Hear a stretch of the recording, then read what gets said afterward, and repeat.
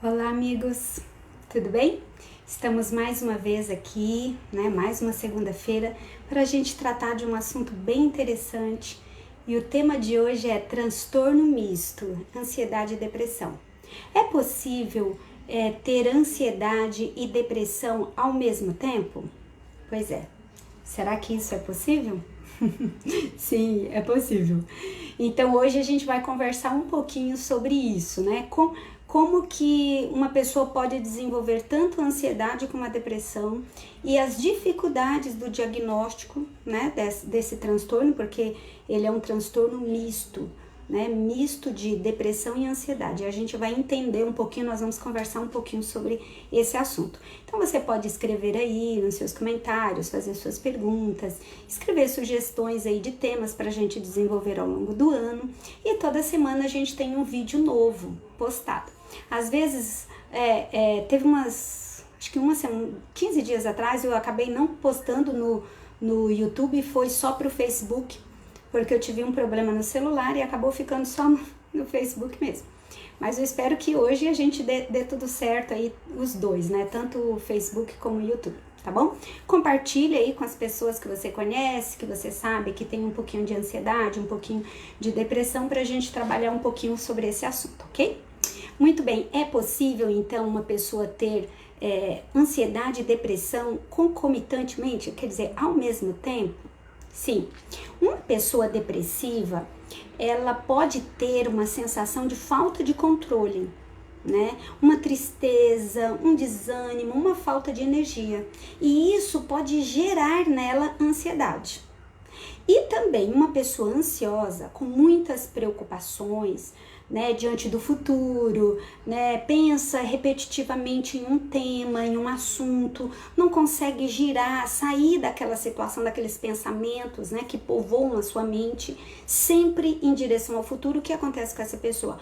Pode ficar com humor depressivo. Então, tanto o depressivo pode ficar ansioso, como o ansioso pode ficar depressivo, e ter as duas coisas ao mesmo tempo.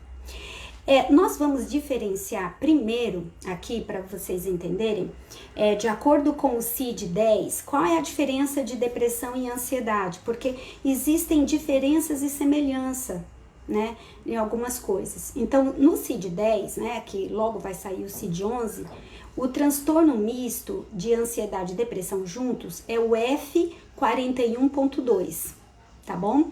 É como se fosse assim, não tem um quadro de depressão definido e não tem um quadro de ansiedade bem definido. Então, é como se houvesse os dois, tá? Eu vou diferenciar aqui ao longo aí da nossa live, tá bom?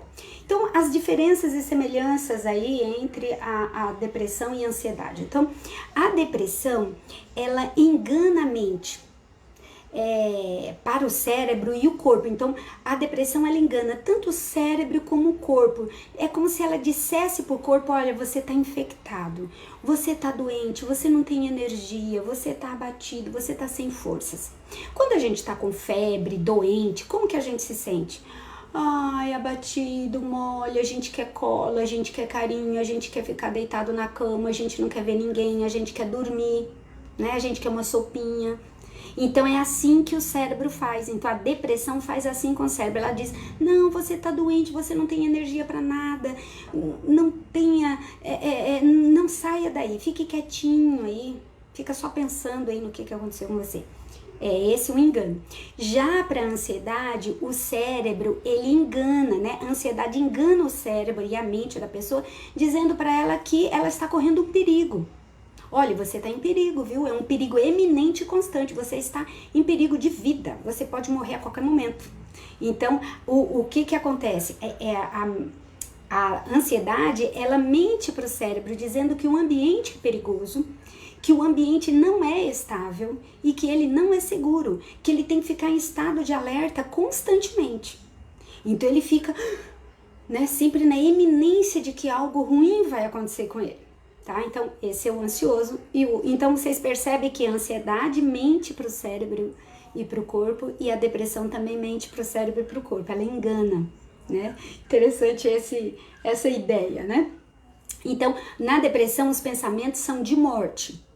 ai, morte, morrer, desejo de morrer. Já o ansioso, ele pensa na morte, só que ele tem medo da morte, medo de morrer.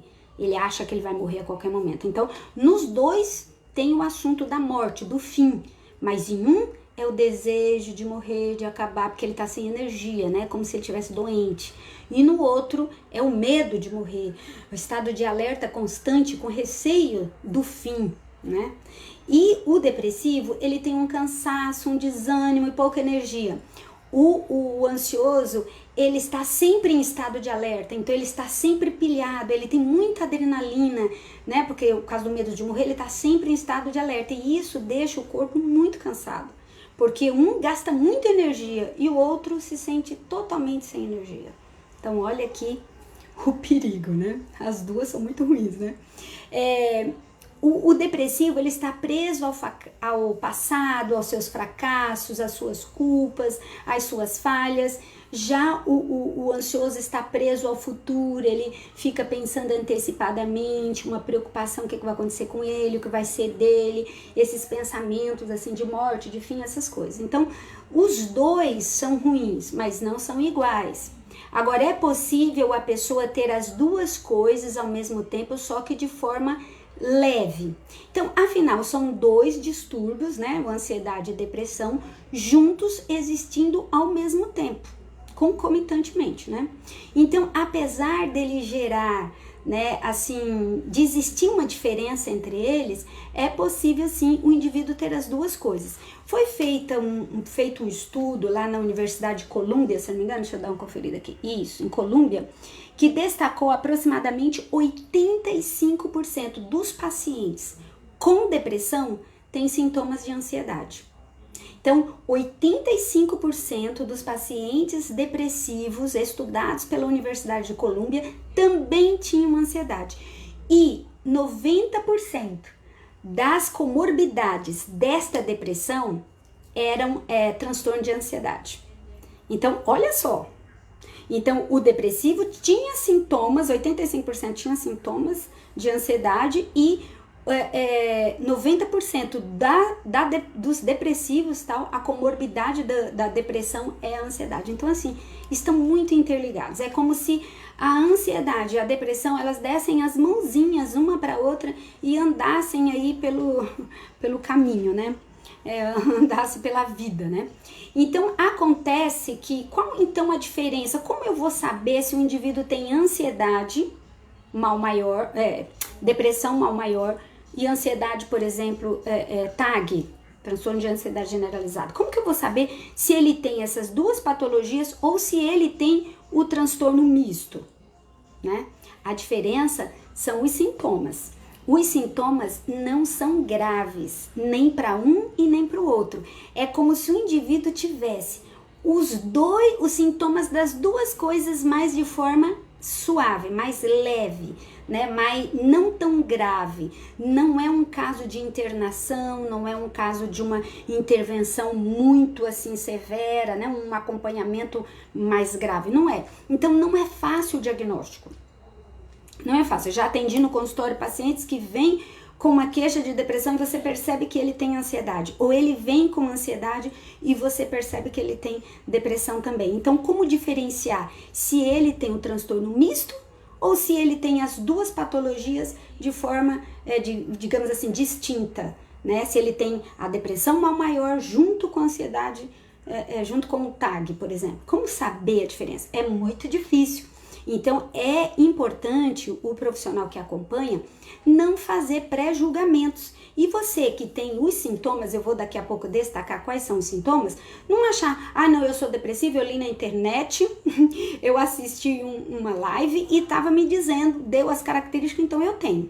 Não, é necessário que um profissional acompanhe, porque pode ser que você tenha as duas e o tratamento seria diferente. Tá? O tratamento para elas é diferente. Então, o que é transtorno misto, ansioso, depressivo ou depressivo ansioso, né? Os dois pode ser trocado aí. Então, de acordo com a classificação estatística internacional de doenças e problemas relacionados com a saúde, que é o CID-10, né? Diz que é o F41.2 diz que é outros transtornos ansiosos. Então é como se fosse assim, não é o TOC, não é a fobia, não é o transtorno de ansiedade generalizada, não é o TAG. Então o que é? É outros transtornos. Então tá dentro dessa classificação aqui. É como se fosse assim, é uma mistura de dois transtornos, só que de uma forma mais suave. Olha só o que o SUS, né? Se vocês entrarem aí na plataforma aí do SUS, né, que tem aí na sua cidade, no seu estado, de forma nacional, o Departamento de Informática do SUS, ele define esse transtorno misto da seguinte forma, diz assim, ó, presença de manifestações ansiosas que não são desencadeadas exclusivamente pela exposição a uma situação determinada. Então, um indivíduo que tem uma ansiedade, mas não é porque ele foi exposto a uma determinada situação, porém, se acompanha de sintomas depressivos ou obsessivos, assim como certas manifestações que traduzem ansiedades fóbicas, desde que essas manifestações sejam, contudo, claramente secundárias ou pouco graves. Então, traduzindo, né? O que o SUS diz? O SUS diz que o transtorno misto é, então, um transtorno de ansiedade que pode ter características de uma obsessão, de uma fobia, né? Mas ele não é uma ansiedade pura, não tem assim sintomas graves, é tudo meio que suave, né? Ele tem as duas coisas, tanto da depressão como da ansiedade, mais suave. Olha só o que ainda o SUS define, né? Os transtornos mistos ansiosos, então, ele define, né? Quando o sujeito apresenta ao mesmo tempo sintomas ansiosos e sintomas depressivos, sem a predominância nítida de um ou do outro transtorno, e sem que a intensidade de um ou do outro seja suficiente para diagnosticar, para fazer um diagnóstico, para justificar, né, um diagnóstico exclusivo, isolado daquela doença. Então, por isso, gente, não é fácil o diagnóstico de transtorno misto. Mas, por incrível que pareça, uma grande fatia da sociedade tem os dois. E eles, às vezes, são tratados como ansiedade e, às vezes, são tratados como depressivo. O indivíduo, uma hora é uma coisa, outra hora é outra, porque ele apresenta de forma suave as duas coisas. Muitas vezes, ele não toma nem medicação, ele só faz terapia. Nós vamos falar um pouquinho sobre o tratamento. Mas primeiro, antes de falar de tratamento, eu quero que você entenda quais são as causas desse transtorno misto ansioso-depressivo. Quais são as causas? As causas podem ser diversas, né? Mas existem evidências de uma possibilidade, digamos assim, de algo biológico, de questões biológicas, psicológicas e ambientais. Então, o biológico interfere, o ambiente interfere e o psicológico interfere. Ai, Gilma, mas todas as doenças mentais são assim. É verdade, mas a gente tem que falar. É uma série de fatores que interferem. Por exemplo, os biológicos. A gente pode dizer que é como se fosse se for biológico o fator desse transtorno, no caso que cada pessoa tem um jeito de manifestar, algo que pesa mais, um fator que pesa mais. Se for, por exemplo, uma pessoa que você está analisando e for um fator biológico, provavelmente vai aparecer mais na questão dos neurotransmissores, né? Esse indivíduo tem uma questão genética com um problema no funcionamento dos neurotransmissores ali que não são recaptados de uma forma adequada nas fendas sinápticas entre uma célula nervosa, um neurônio e outro neurônio, tá? Se for de causa psicológica, o indivíduo pode ter assim sofrido traumas, pode ter sofrido uma situação familiar muito complexa e pode ser também de causa ambiental, isto é, um ambiente muito estressante, um ambiente muito de briga, de conflitos, sabe, de guerra, de pressão, de estresse, e aí esse indivíduo que está ali naquele ambiente, ele pode acabar desenvolvendo esse transtorno misto. Lembre-se que é um transtorno que apresenta sintomas das duas doenças, tanto da depressão como da ansiedade, mas de forma mais suave. Então, quer dizer, pode acontecer com qualquer um, pode ser comigo, com você, entende? Porque um desencadeia o outro. Então, eu quero aqui apresentar 8 fatores, assim, que marcam bastante fatores que aumentam o risco do indivíduo desenvolver esse transtorno misto de ansiedade e depressão. Então, um histórico familiar com transtornos mentais, isso realmente é um fator muito significativo. Então, indivíduos que têm na família tios, pais, irmãos, sabe, com muito problema mental. Então, um tem depressão, outro tem esquizofrenia, outro tem bipolaridade, outro tem, entendeu? Então, esses indivíduos com esse histórico familiar, ele é mais vulnerável. Existe também mais um fator que predispõe mais ao risco de desenvolver o transtorno misto, são os vícios em substâncias químicas, né?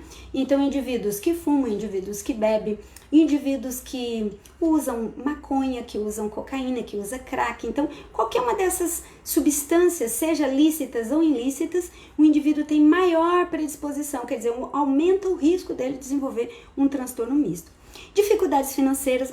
Como assim? Sim, o indivíduo com muito problema financeiro, pobreza, miséria, incapacidade de suprir as suas necessidades básicas, sabe? Como acolhimento, um teto, alimento, digamos assim, proteção.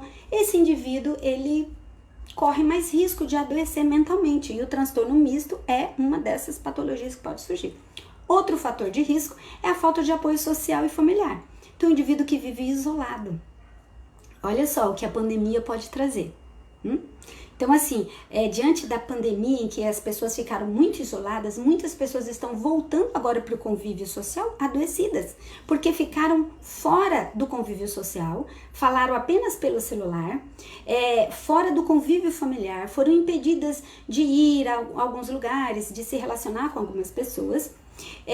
Também pode ser um fator de risco bastante considerável, portador de doença grave ou doenças crônicas. Então, indivíduo com lúpus, indivíduos com hanseníase, indivíduos com câncer, indivíduos com dor crônicas, indivíduos com algum tipo, várias doenças, algumas doenças degenerativas, algumas doenças que o indivíduo sabe soro positivo, entende? Então, assim, o indivíduo que tem uma doença grave, uma doença crônica, ou indivíduos que têm a informação, está internado numa situação de doença, que o indivíduo não vê uma saída, ele não tem um prognóstico positivo, seja uma doença orgânica, por exemplo, esse indivíduo tem maior predisposição a desenvolver aí um transtorno misto.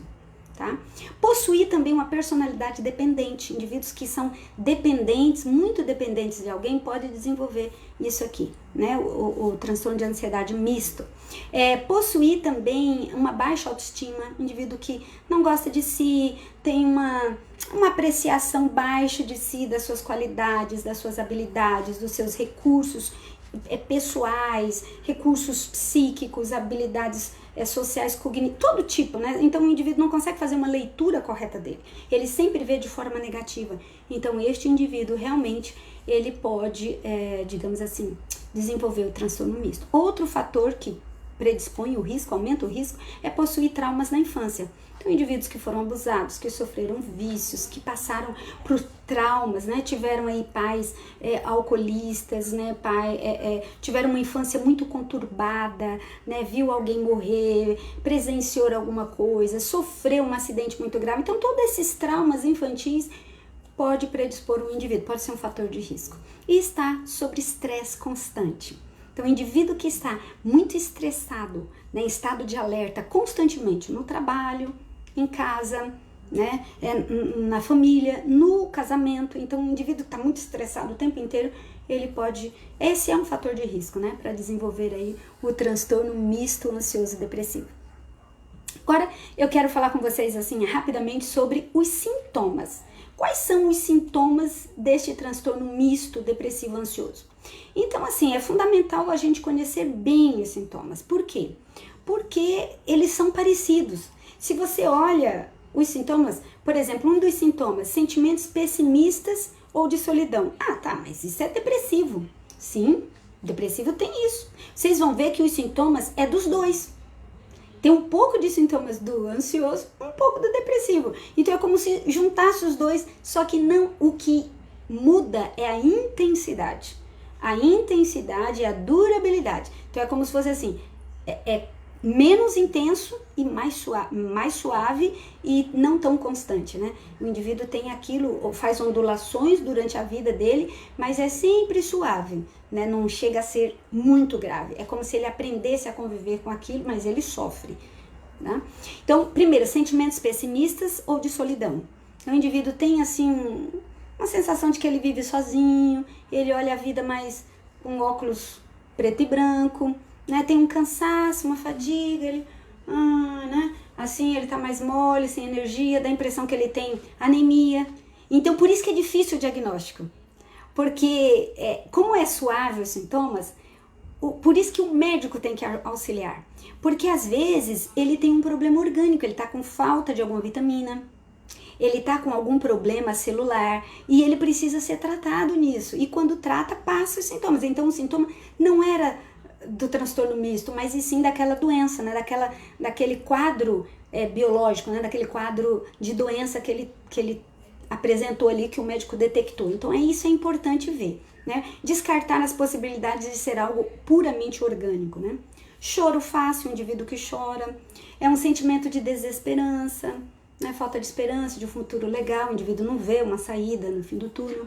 Baixa autoestima, né? Um sentimento de estima de inutilidade. Aí você fala, nossa, mas isso aí é depressão pura. Sim, mas ele também tem perda de interesse em atividades comuns, né? Então, antes ele gostava de fazer algumas coisas, ele passa a não gostar mais. Um estado de vigia constante. Aí você fala, como assim? Se ele está desanimado, tem falta de energia, como ele pode estar em estado de vigia constante? Pois é, gente. É incoerente, né? Ou tem uma coisa ou outra. Porque, como nós falamos, a depressão é uma falta de energia. E o ansioso é um estado de vigia, um estado de alerta. Como que pode o indivíduo ter as duas coisas? Exatamente, ele oscila ao longo do dia. E isso não é tão intenso, então ele não tem aquela tristeza profunda, aquele sentimento de... por exemplo, quem tem transtorno misto, não conheço ninguém que tenha tentado suicídio ou que cometeu suicídio. Mas... ele tem isso, a desesperança existe, a falta de um futuro, de ter uma visão de futuro boa, existe, mas não é tão forte a ponto de levá-lo a pensamentos suicidas, entende? Diferente da depressão pura, né? Então eu tenho uma preocupação excessiva, mas como se ele está sem energia, tal, como que ele pode ter uma preocupação? Pois é, tem as duas coisas, uma irritabilidade, que é típico da ansiedade, uma dificuldade de se concentrar e distúrbios do sono. Ele pode dormir demais ou dormir de menos. O depressivo puro, normalmente ele perde peso, ele dorme muito. O ansioso normalmente dorme pouco e come muito.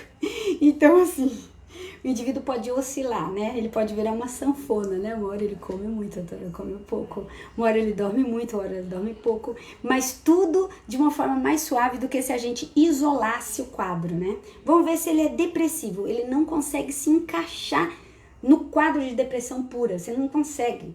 Tem um pouquinho, tem uns sinais, mas não é tão intenso ao ponto de fechar o diagnóstico de depressão. Mas também não é tão intenso para fechar o diagnóstico de ansiedade. Então ele tem um pouquinho de cada. Por isso que chama misto, ou outro transtorno ansioso, né? De acordo com o CID-10. Então, assim, como então realizar o diagnóstico? O diagnóstico é o mais difícil para esse transtorno, porque é complexo, né? A medicação também se torna difícil, porque como é difícil de diagnosticar, o profissional tem que ser muito bom, tanto o psicólogo como o psiquiatra tem que estar muito atento, acompanhando, né, para ver se realmente é necessário a medicação ou não. Então, o transtorno misto ansioso-depressivo, o depressivo ansioso, o paciente ele tem todos os sinais dos dois transtornos, só que de uma forma mais suave. Ele também tem sintomas físicos, tá? Ele pode ter uma fadiga e dor. Ele pode sentir dor no corpo, um cansaço, né, que é típico da depressão, mas ele tem que ter isso junto, né? Esse é um dos critérios, né? Ele tem que ter também esses sintomas mistos por 4 semanas no mínimo, antes de ser fechado o diagnóstico. E também, esse paciente ele deve ser analisado de forma global, né, como um todo, né? Por exemplo, tem prejuízos graves no trabalho? Então, ele tem um quadro. Ele tem, por exemplo, depressão latente e ansiedade, por exemplo, aparente. Então, ele tem as duas patologias. Mas o misto não, o misto ele tem as duas e não agrava, não tem prejuízos na qualidade de vida tão grave do paciente, no trabalho, nos relacionamentos e tudo. Então, olha só o que um dos fatores assim que dificulta bastante o diagnóstico é se o indivíduo usa drogas.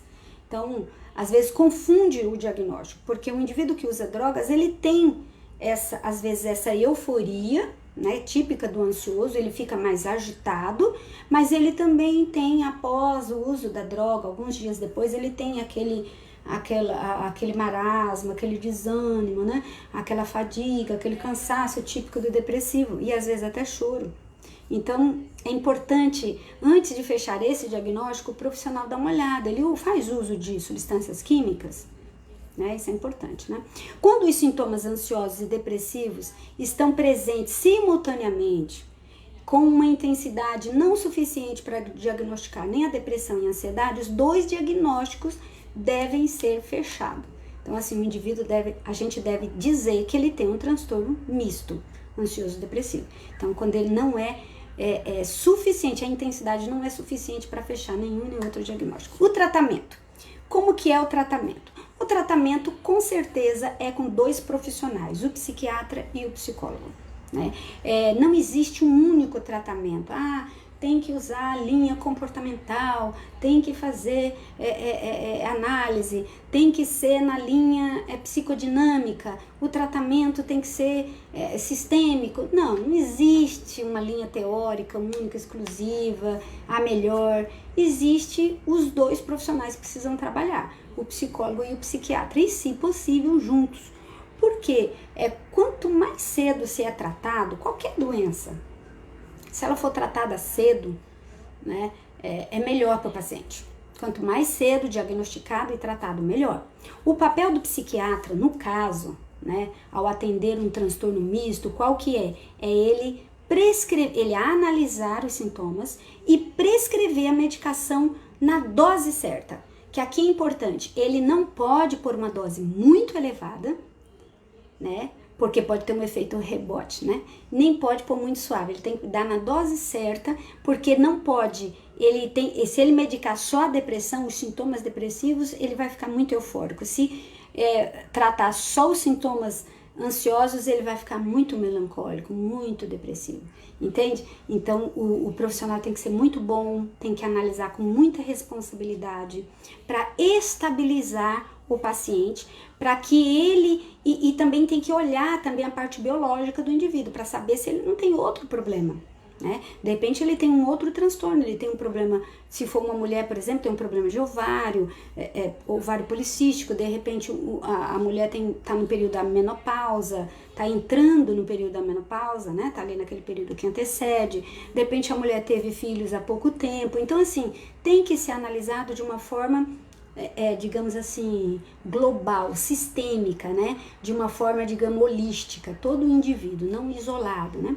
O psicólogo é indispensável nesse caso, porque como os sintomas não são muito graves, às vezes o paciente nem toma medicação. Ele faz no próprio consultório, com o psicólogo, ele vai trabalhando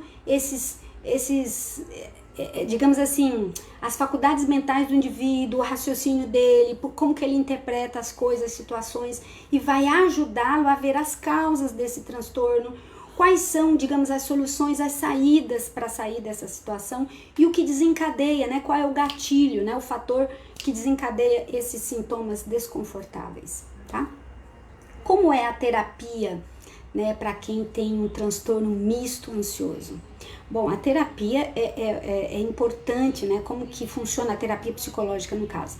No caso, o psicólogo vai auxiliá-lo bastante na retomada desse indivíduo para a vida social, para a vida plena, para ele ter qualidade, vai ajudá-lo a olhar a vida com um olhar mais, digamos assim, menos ameaçador, né? E menos doente, porque lembra que eu falei no começo, o depressivo, a depressão engana o cérebro, dizendo que ele está doente. E o ansioso, a ansiedade, engana o cérebro, dizendo que o mundo é perigoso, que ele está em risco de vida.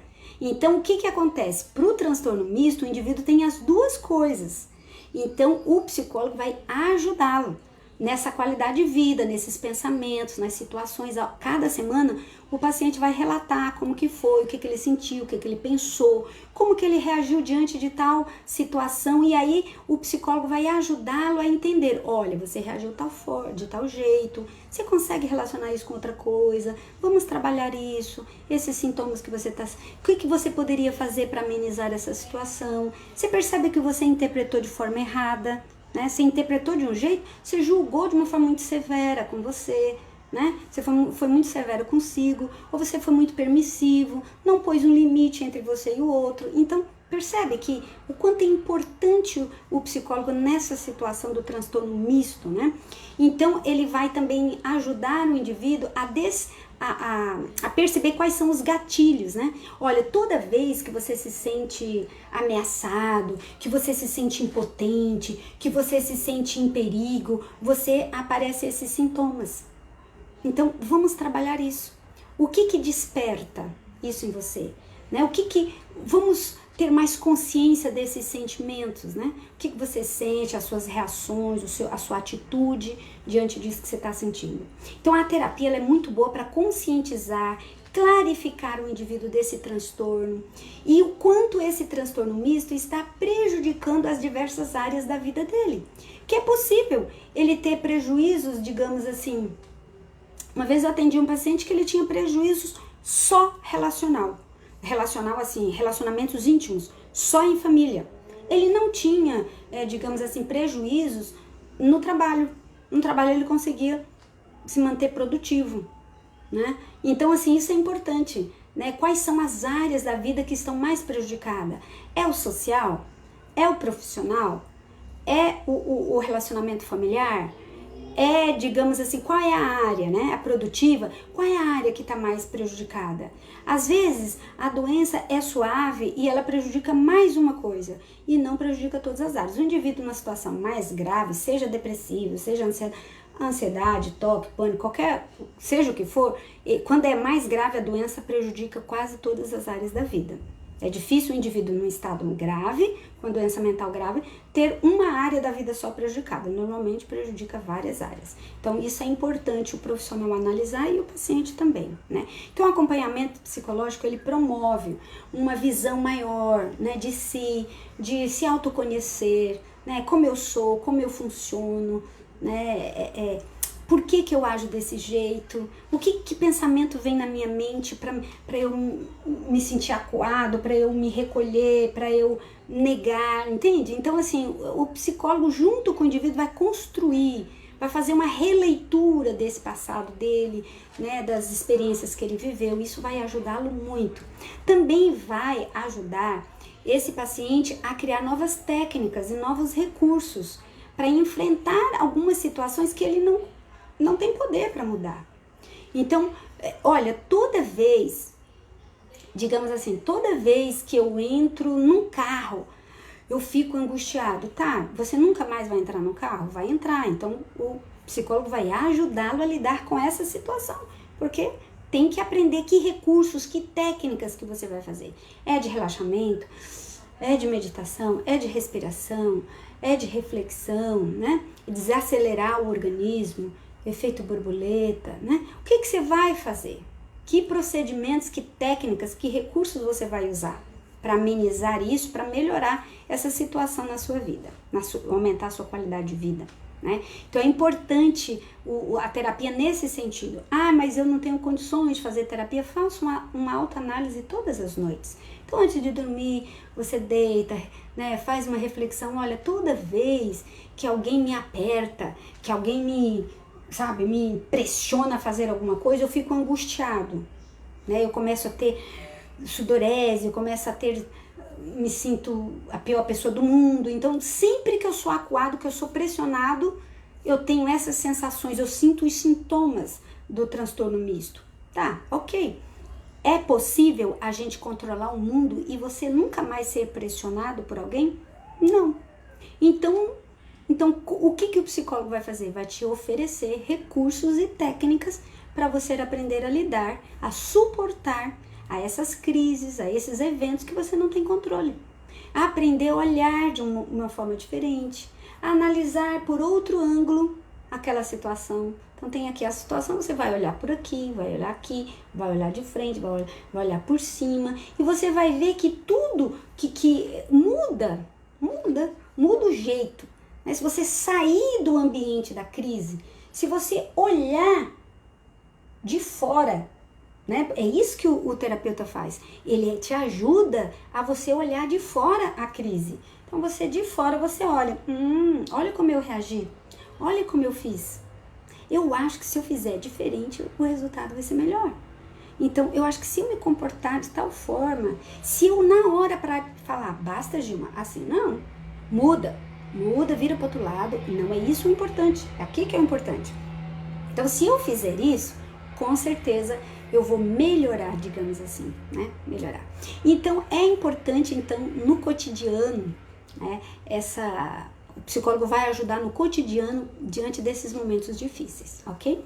Eu fico contente aí que você tenha ficado com a gente aí até este momento e nós já estamos encerrando. E claro, antes de encerrar, seja você religioso ou não, eu sempre deixo aqui conselhos bíblicos para você, porque afinal a Bíblia é um livro maravilhoso, incrível, e ele tem assim, é um livro que existe já muitas, centenas de anos e está viva, né? Ela é viva e ela continua, me ajuda e eu tenho certeza que pode te ajudar também. Quero ler para você João 10, 27, que diz assim: as minhas ovelhas ouvem a minha voz e eu as conheço e elas me seguem. Então esse texto aqui está dizendo, está falando de Jesus, né? Que Jesus é o bom pastor e que ele, quando ele fala, as suas ovelhas ouvem a voz dele.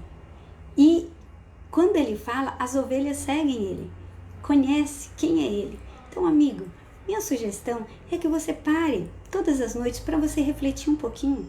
Pense em Deus, como Deus te ajudou a viver até hoje. O que ele fez para preservar a sua vida? Algumas pessoas são muito revoltadas com o passado. Algumas pessoas falam muito mal do passado. Falam, minha mãe não presta, meu pai não presta, eles são horríveis, eu não suporto, tal. Sabe, a pessoa fala mal desse passado, né? Não gosta. Só que eles cuidaram de você. Minimamente eles cuidaram de você. Então assim, faça as pazes com o seu passado, olhe para Deus e diga, Senhor, muito obrigado, porque o Senhor me deu uma família. Não é uma família perfeita, mas ela cuidou de mim. E hoje eu sou mãe de mim mesmo. E você é pai de você mesmo também. Mãe e pai de você. Hoje você é um adulto e você deve cuidar de você. E se você é um adolescente, você já tem condições de dizer basta quando algo estiver te prejudicando profundamente. E em Salmo 121, 5 diz assim: o Senhor é quem te guarda, o Senhor a tua sombra à tua direita.